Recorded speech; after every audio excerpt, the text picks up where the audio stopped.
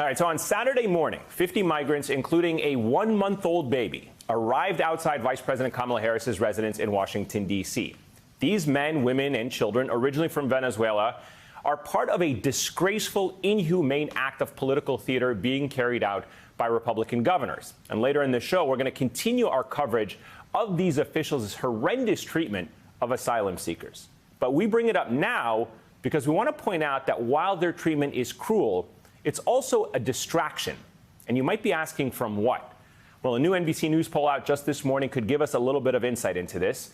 Democrats have now pulled even within Republicans on the generic congressional midterm ballot, with both parties locking in support from 46% of voters. Now, being in a dead heat isn't typical in an off-year election, but Republican Senate leader Mitch McConnell actually saw this coming. In fact, last month, he downplayed his own party's chances of flipping the Senate, citing issues with, quote, candidate quality.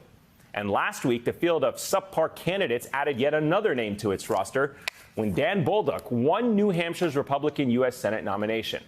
Bolduc, a retired Army general, is a noted conspiracy theorist who champions Trump's election lies. And last year, he referred to his state's own Republican governor as a, quote, Chinese communist sympathizer. Bolduc has styled himself as a political outsider, a self-proclaimed maverick in the mold of John McCain. Well, let's be honest here. If John McCain as a child had been dropped on his head and into a vat of acid, now you see why Republican governors are trying to change the conversation. Mitch McConnell knows that candidate quality really does matter, even when the political winds should be in his party's favor. Look at the 2010 and 2012 election cycles. Maybe you remember Delaware Republican Senate candidate Christine O'Donnell, who, after confessing she, quote, dabbled in witchcraft, had to air a campaign ad declaring she was not a witch.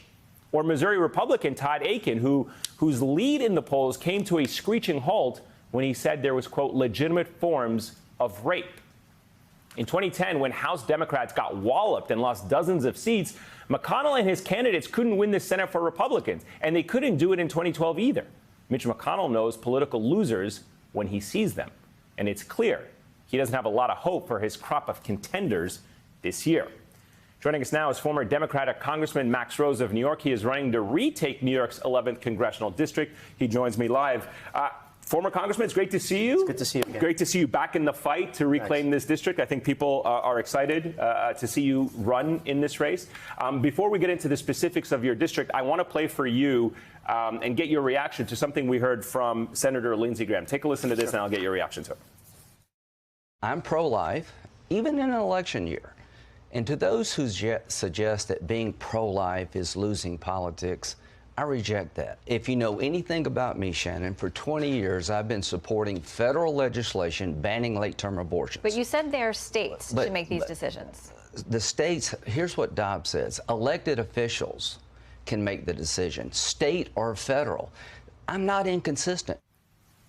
So the reason why we brought that up is because obviously abortion has become front and center on everyone's mind. It has become a huge motivating factor for a lot of the voters that are turning out in some of these special elections. I want to hear from you what you think. What do you think about this issue and how it's playing from the voters you're speaking to? Well, first of all, as it pertains to Lindsey Graham, he's an extremist.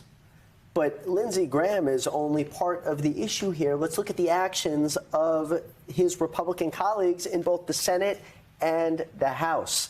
So few of them, in fact, you can barely name a couple, have been willing to come out and say they do not support Graham's bill. So this is not the Lindsey Graham bill for a nationwide abortion ban. This is the extremist National Republican bill for a nationwide abortion ban. A mere few weeks ago, they were saying, well, look, this is just a states' rights issue. This is a states' rights issue. We all knew that there was a deeper held belief in and around, even in cases of rape and incest, even in cases of the life of the mother, the life of the child, that they would not support this. So it's horrible. And the one thing that we can say now, though, is that we understand the stakes of this election. What are they? Well, the stakes, plain and simple, are freedom. The stakes, plain and simple, are whether or not women have the right to make reproductive health care decisions. That, to me, is not a decision that government should intervene in.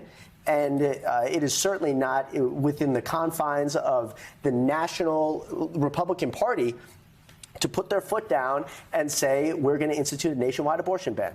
It is inhumane, it's tragic, it's sick, it's disgusting, and all it does is reveal, though, is the stakes of this election.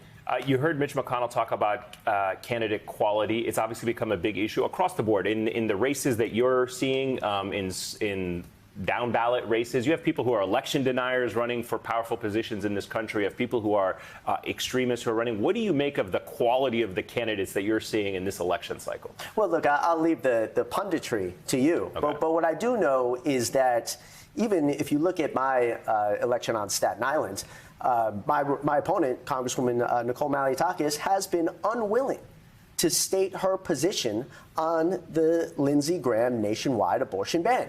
At first, she claimed that she wasn't aware of the bill.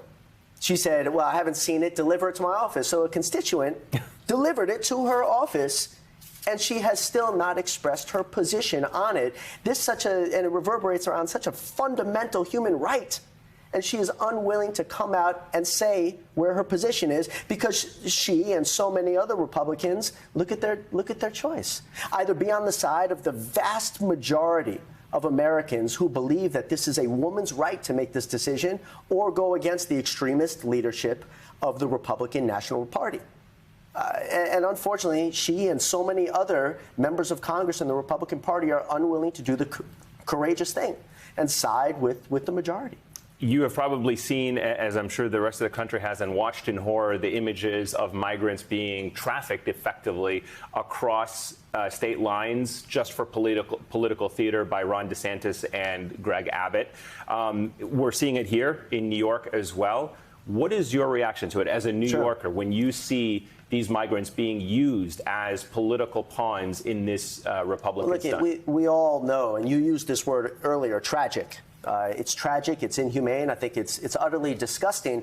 But there's one other thing that we have not given as much attention to, which is that in the case of Ron DeSantis, it demonstrates how feckless and ridiculous and ineffective of a leader he actually is. This was a guy that was so horrified by the fact that Greg Abbott was getting more coverage than him that he decided to utilize millions of dollars of public funds to charter a plane just so he could re-enter the national debate. I think sensible Americans, and that is the vast, vast, vast majority of human beings, understand that human trafficking, kidnapping people is absolutely wrong. And that we also, on the same hand, can come together and execute comprehensive, sensible immigration reform that involves, yes, of course, a secure border, yes, of course, a surge of lawyers, but has humanity and compassion built into its very core. That is what this country is all about, and it's not too much to ask. Let me ask you about the midterm elections, your specific race here for a moment, if I can. What have you learned this time around than from your previous election? As I mentioned, you're a former congressman. Sure. You're back in the fight. What are you bringing this time around that you didn't the first time around? Here's what I understand. The stakes could not be higher than where they are right now. And we have seen that continue and continue.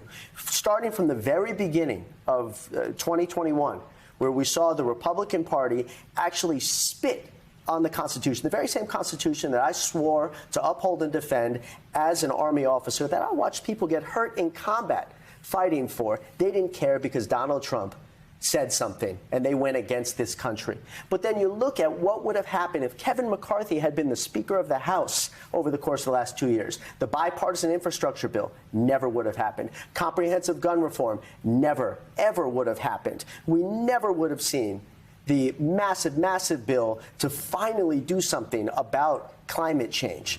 All of these things, many of which are bipartisan, never would have occurred. So the stakes are incredibly high. And I think that people across the country, to include in my district, understand that, and they're going to voice their opinions at the polls on Election Day. We'll be watching very closely. Former Congressman Max Rose, great to see you in person, my friend. It's been a long time. It's great to see you best again, of luck to you. Take care.